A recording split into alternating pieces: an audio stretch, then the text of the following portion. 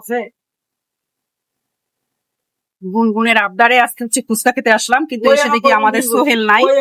সোহেল নাই তো কি হয়েছে, ঠিক সোহেল যেভাবে আগে টেস্ট করতে দিত এইও আমাকে টেস্ট করতে দিয়েছে। এতদিন বিয়ার হয়ে গেল, এতদিন কোনো সমস্যা হইলো না, এখন সমস্যা হইলো। অনেক মজা। আমি হচ্ছে টকটা নিজের মতো করে তৈরি করব, এই জন্য আমি একটু মশলার গুঁড়া আর চিনি এখানে নিয়েছি, কারণ এই মশলার গুঁড়ার চিনিটা দিয়ে বেশি করে একটু করে নিব, তাহলে একটু টকটা কম লাগে। আমি বেশি টক খেতে পারি না। আমি আচারও যদি খাই তো অনেক মিষ্টি দিয়ে বেশি মজা করে খাই।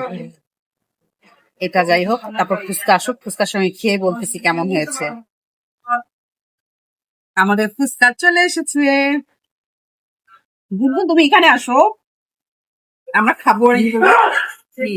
আচ্ছা, আমাদের ফুচকা তো চলে এসেছে, এখন আমরা খাচ্ছি।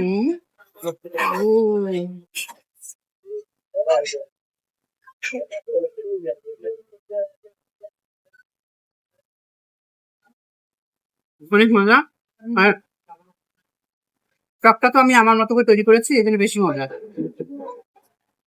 সবাই জন্য দাম না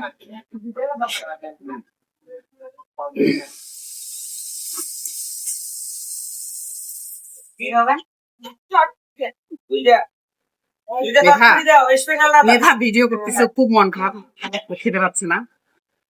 আমি বললাম একটু ওয়েট করো, তবে আমার মনে হচ্ছে ফুচকার সাইজটা এখন একটু ছোট হয়েছে, কারণ কি আগে মুখে ঢুকতো না, এখন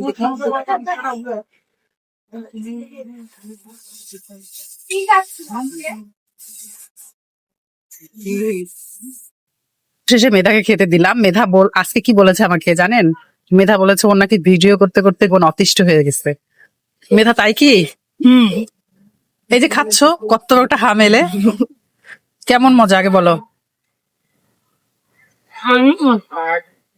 আসলে ফুচকা এদের অনেক পছন্দ, তো যেমনই হোক তেমনই মজা লাগে।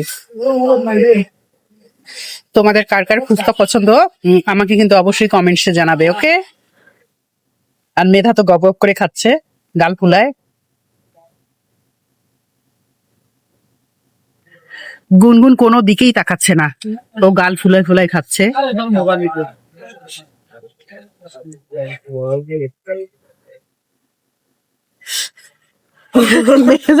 ক্যামেরা ধরছি জন্য মেধা খেতে পাচ্ছে না। আমি বলছি যে আমাকে 3 মিনিট করতে হবে, তুমি একটু গাল ফুলায় ফুলায় খাও, আমি শেষ করি। যাই হোক, সবাই ভালো থাকবেন, সুস্থ থাকবেন, আমাদের জন্য দোয়া করবেন। আল্লাহ হাফেজ।